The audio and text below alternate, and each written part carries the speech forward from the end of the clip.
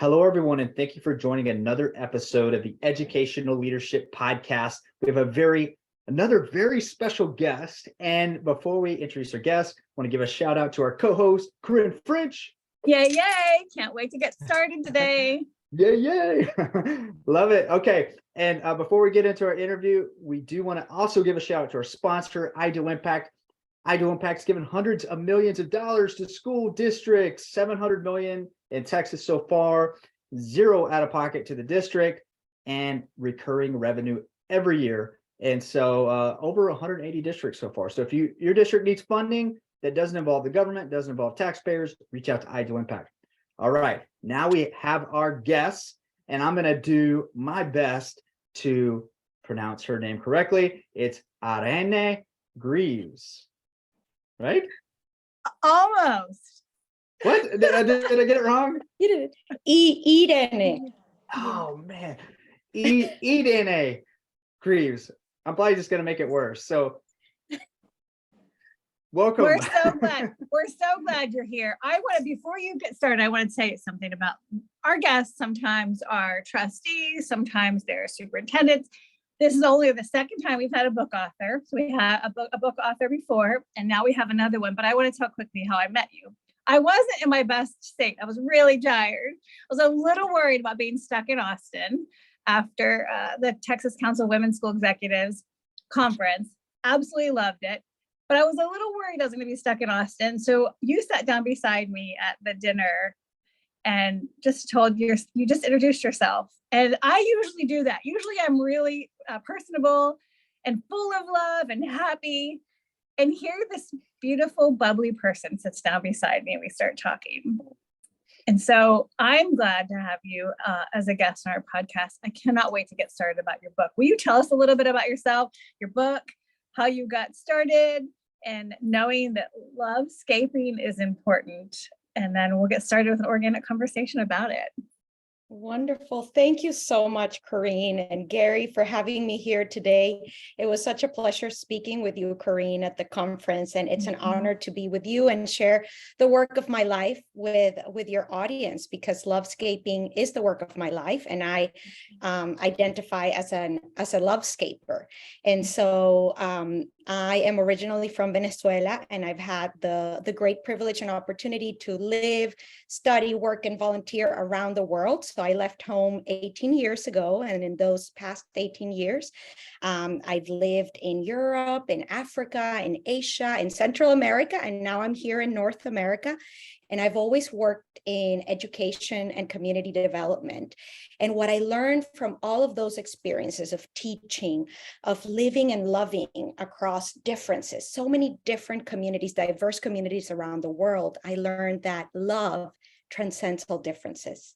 And that love is not a feeling. Love is an action that we can learn to practice and embody. And so I came to the United States to get my master's in education. And that's when I had my epiphany. I started looking at all my life experiences to really realize that love was at the core of our humanity. And I realized that there's a very important question that we don't ask ourselves enough, and that is, where do we learn to love? So if you think about that question for a second, interestingly, every time we do sessions, most people say that's the first time I've ever been asked this question. Where did I learn to love? Because we assume that we're going to learn to love at home. But we know that not every child has that privilege, that opportunity. And furthermore, what is the definition of love that you are being taught, right? What happens if I grow up in a home where I am abused and I'm told that I'm loved? Perhaps I grow up thinking love is abuse. So I envision schools as places where we can learn to love, because schools are our second home. And so if we're not getting it at our first homes, we can get it at schools. And so all my life experiences, really, I believe so deeply in this because it is based on my lived experience. I have witnessed the transformation that human beings undergo when they are loved. when they feel valued, seen, heard, and embraced. And so we need to humanize our educational systems. We need to bring humanity back to the classroom. And I believe that we can teach love the same way we learn math, reading, and science in school. Love should be in the core curriculum. It should be a subject where we are actively and intentionally learning to practice the 15 pillars of love in action. So that's the philosophy of Lovescaping, is based on these 15 pillars. And again, it's rooted in this lived experience of living across the world and seeing that these are the ingredients that make love possible. It's my humble attempt to operationalize love so that we can teach it. Humble, yeah. I love operation. Wait, what did you say? Say that again. Your humble attempt. This is my humble attempt to operationalize love so we can teach it. So I have to say something about your book first. So I told myself I cannot read this until after I'm done with my dissertation. I keep saying that because I am in the middle of writing my dissertation, but then I'm like, but you were shining bright that night to me. And then you gave me a copy of your book, but you start off. So just for our guests, when you start off an introduction using the bell hooks, an author that I adore. Okay, you had me. I was like, okay, forget it. I'm going to read this book now. So kudos to that. Like for you got me there. On page 90, you said there's a letter that you're referencing it, and then your students feel well to be with you. So you're talking about these letters, and we don't have enough time in this podcast in 30 minutes to get to everything, because there's so much in this book that I think is going to be really helpful for our guests. But you aren't afraid to talk about things and friendships, so we can feel it and see it, and then, like you said, operationalize it. So talk to us a little bit about the book and how you intend for it to be used. Because it's great. Absolutely. Oh, thank you, Corinne. And I'm so glad that you love bell hooks. It has been, a huge inspiration to me. And her book, All About Love, I highly recommend it to the audience too. And I think that, we have to be unapologetic about reclaiming love. And so my book is a result. Again, it's my legacy. It's sort of my manifesto of love. And so the genesis of that book was actually when I was getting my master's in education at the University of Pennsylvania. I had one of my final classes, I had this epiphany, and I wrote a paper that I titled Love. And I ended with this concept, with this new paradigm, to introduce this framework for, again, operationalizing love, that I called Lovescaping. And because I think we needed a new term, because love has been, everybody has an idea of love, and it's often a romanticized idea of love. And I think, love is the most important work we have to do, and it's work. It's simple, but it's not easy. And those are two very different concepts. And so I wrote this paper where I introduced this framework based on these 15 pillars that I identified across my life experience. What were the values and the actions that allowed us to become one, to love one another, not despite our differences, but because of our differences. And so when I moved to Houston in 2016, I decided, I really want to bring this philosophy to the education system. And I want to publish a book. I want to write a book based on my life experience, based on what Lovescaping is. And so in 2018, I published my book, and I start with my life story, because I think it's important for us to share our stories, right? Where does my definition of love come from? And one of the biggest influences in my life was growing up with my older sister, who's a special needs child in Venezuela. And growing up with her, because she wasn't considered quote unquote normal, she was denied access and entry into schools, into programs. And my mother fought so hard to find a school that would take all three of us in. And we finally found one. And when she graduated high school, she won the Best Friend Award on behalf of her classmates. And really, growing up with my sister taught me that diversity, equity, and inclusion are not about allowing entry to someone different into a group, as in, oh, I'm doing you a favor. It's about realizing that every human being is unique and different, and we all become enriched when we embrace one another. So those seeds that were planted in my heart allowed me then to go out into the world and know that love does not become diminished when shared. And again, living in Mozambique, in China, in Italy, in Guatemala, in all these very different places, teaching and working with different communities and having very deep friendships, taught me that, again, love transcends all differences. And so I start with my life story, a story from a very deep and important friendship in my life in Mozambique. And then I introduce the Lovescaping framework based on these 15 pillars that is made up of really what I would argue are universal values. And some of them, most of them, we've all heard before. They're things like empathy, compassion, respect, trust. If you think about it, love is not a single entity. We cannot have love without care, without compassion, without honesty, without trust.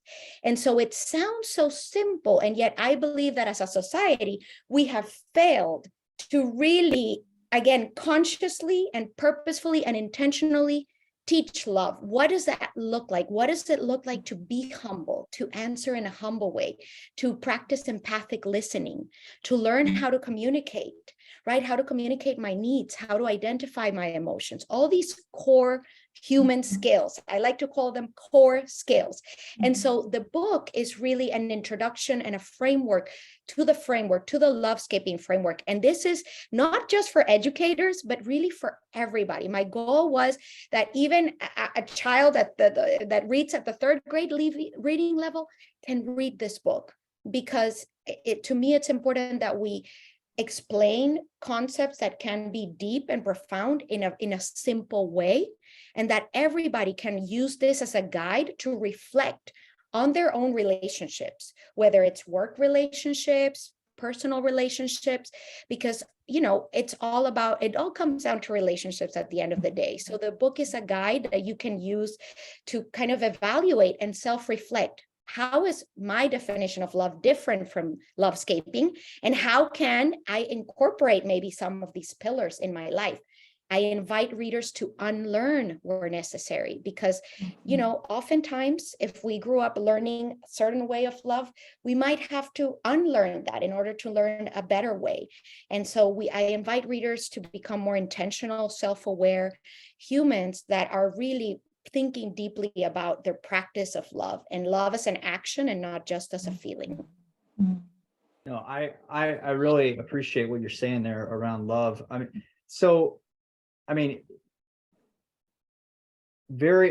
just going to say, interviewing you're just like a ray of sunshine here. Maybe it's all the yellow. I don't know, so I would say it's working, right? But my question is, and I really mean that. I'm really enjoying this interview, and if you're watching this on YouTube, you can see what I'm talking about. Because we all have different perspectives on things, and I think having that perspective of love, affects how you communicate and affects how you present yourself in a lot of different ways. So I'm curious though. So I personally intend on reading the book. I haven't read the book yet. Is it more tactical items of like, okay, if you love somebody, these are the things you need to do, or is it more of a changing your heart and perspective, which will make the actions easier, or both? What a great question, Gary. And I'm so glad that you framed it that way, because actually when we go into schools to teach Lovescaping, that is what we say. This is a heart shift. And for you to shift your mind and change your behavior, you first need to open your heart. And so the book is really, it's an invitation for people to open their hearts and reflect in order to then, see how they can incorporate their pillars in their life. So it's a guide, but I think the work that we're doing in the schools is the more, how to based on a curriculum for learning and teaching how to embody each one of the 15 pillars. So the book is sort of an overview of what the pillars mean, how can we practice them, and then the educational system that we are rolling out, and we are currently growing within Houston Independent School District, one of the largest school districts in the country. We're in 18 schools there, and we are bringing Lovescaping classes to these schools. So there's a dedicated time during the school day where children are learning to practice the pillars. But we start with the adults because we know that we need to shift those hearts. So our goal is to build a humanity of lovescapers, practitioners of love in action. So when you're a lovescaper, you intentionally practice the 15 pillars of love in action. And so we bring these sessions to teachers where they are also learning to be vulnerable, where they are feeling, where they're getting to express their emotions. We have circles, and then it's a very experiential model where we are giving them the tools. How do you practice empathy? How do you practice humility? And we've had teachers, even the most reluctant teachers at the beginning of the year, who say, what is this love thing? I'm here to teach mathematics. You know, this is not my thing. To the end of the year, shifting, transforming completely, giving powerful testimonials, crying in front of the group, saying how Lovescaping changed their life. Why? Because they saw the impact, not only in their classroom, in their relationship with their students, but also at home, because they are bringing this awareness, this consciousness back to their relationships at home. And so really it is the power, and we're seeing it in our data right now. We're gathering a lot of data, not only in how school culture, school climate is improving, relationships among adults, among the team, the culture of the school is being transformed through Lovescaping. And so the spillover effects are far and wide. And we envision a world where every child that enters schools around the world can learn to practice love themselves, and learn to love others. I love it. Yeah, that's so cool. That is so cool. And I really mean that. It's so, love is kind of a, I mean, there's so much divisiveness right now in the world, right? Whether it's be related to religion or politics or all the things that you don't talk about, right? But love is kind of a core element in a lot of those things. But so you're kind of like just starting with the core. It reminds me of, so my wife and I, we went to a parent, like how to be better parents, went to this workshop, and it was talking about how to teach your kids with grace, basically. And grace meaning, you know, not teach your kids in a way that doesn't show love, basically. And he described it, you know, as if the room was, you know, 40 degrees or 30 degrees right now, everybody would be freezing and you would not learn anything. And you kind of create that scenario if you don't operate with grace or love. So I love it being in the school districts because teachers are teaching, right? So you're teaching with that love, and the kids are learning it. And we talk about relationships, we talk about learning, but if you're not doing it from a position of truly caring about the other person, it affects all those things. That's so cool. And I like the idea of like practicing it, because you kind of change your heart through that practice, right? So as you practice it, it's transformative in that way. So I think this is really exciting, really cool. One thing, so our guests can't, so if you're listening on Spotify, you can't see her beautiful yellow right now. So that's what Gary was mentioning. We do have listeners that watch on YouTube, but most of our followers probably are listening on Spotify. And so what Gary mentioned about sunshine, just hearing you, if you close your eyes, just hearing you, how excited you are about this is like a ray of sunshine. Then seeing you and then capturing the book and all of that. I kind of like where Gary's going to something. There's so much positivity in this conversation, but you talk about the fight against cynicism on page 243. And would you talk just a little bit about that? Because people are going to say, the haters are going to say, oh, we don't need to teach students this in the classroom. We don't need, like, how do you battle that? Or talking a little bit about battling cynicism and fighting against it. Yes, absolutely. I think, you know, it's really a choice between love and fear. And cynicism is really the easy way out. It is far easier to become cynical and to say, you know what, the world has too many problems. It's much easier to turn around and say, I'm going to disengage with the world because it's too much, it's too complex, I don't want to deal with it. It's much easier to turn a blind eye, right, to the problems in the world. And it is much easier to use fear to control, to manipulate, to get what we want. So one of our goals, really, one of my goals with Lovescaping is to reframe love, and that it's actually the hardest work there is, but it's the most worthwhile work there is, because it is what makes us human. But it's a choice we have to make. So I choose love in action. I choose hope in action. I can choose cynicism, but then that will relieve me of any responsibility I have as a human being living in this world. And I think we have a responsibility to come into this world and leave it better than we found it. And the truth is that, again, cynicism is the easier choice. And I get it. Sometimes we see the world and we think, what is, is there hope? But there's always hope. If you look, there's so many people who are doing their part every day.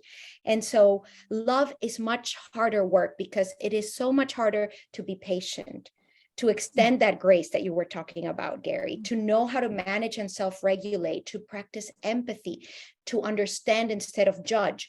So it is a choice we have to make, but we have to be willing to own up to it and say, you know what? I'm choosing love. I'm choosing the hardest road, but it's the most worthwhile road there is. But I believe it's something that we renew almost every day. It's a fight against cynicism every day. And it is an intentional choice that makes our life so much more fulfilling, because when you start, what you focus on grows.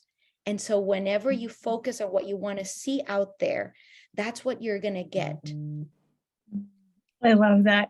So we had a person on our podcast earlier in the year, and their district uses the word love in their mission statement. I think it's one of the only districts I see that has that part of their mission, values, and goals. That's brave, like for sure. So we already recognize that. That's brave. And we I could catch myself saying the word love while I was talking to him, because we knew it was okay. Like, that's an okay word to use with him. He clearly defined, kind of as you have hinted to, that we have to maybe unlearn what we use of the word love. So it was just Valentine's Day that we record these, and then we air them later. And I love Valentine's Day because I feel like it's a time where I can say I love you to people and not be weird. Like, people don't think I'm weird, because I literally love my friends. I love my friends with deep intentionality. When it's hard, I love them. When it's easy, I love my children. When it's hard, I love my family. When it's hard. And I think that could be said of me. I'm pretty sure that my friends and my family would say that about me, which is probably the greatest honor, like when I'm gone, for someone to say that. So I want to shift gears for just a second. I think it's probably obvious what you want your legacy to be. But if you could say it in the next, in one or two sentences, will you tell us again, for our listeners, like what do you want people to say about you and the work that you're doing? I can summarize it in just, I am a lovescaper. I was a lovescaper, a practitioner of the 15 pillars of love in action. And I can, when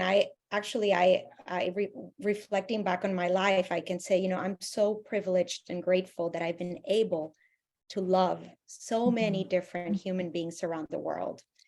And that's, to me, success. Like, why do we come to this world? To love. And so I hope that my legacy is that I cultivated that love intentionally in every community I was a part of.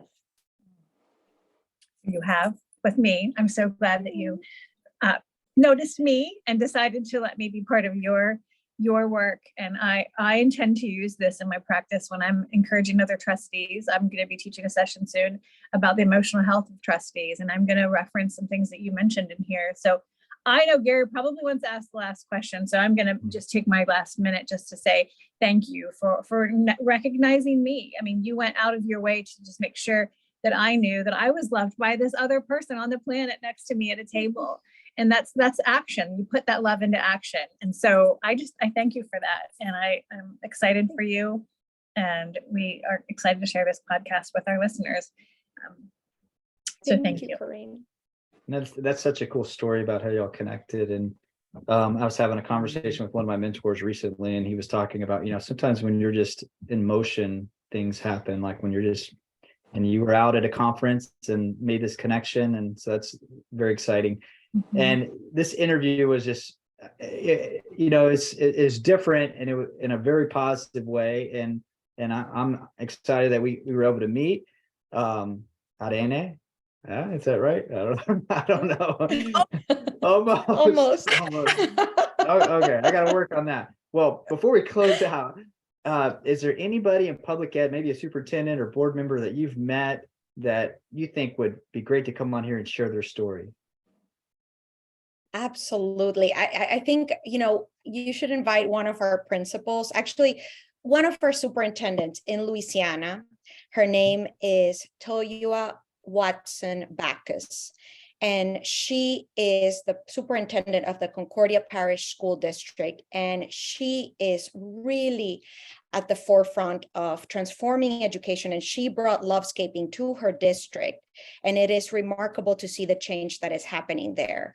And I mean, she is one of the leaders that I most admire that we're working with, and I think her testament to what she's doing overall in the district, not just with Lovescaping, but in general to transform it, is so inspirational. So talk about courageous, brave women who are changing the educational landscape.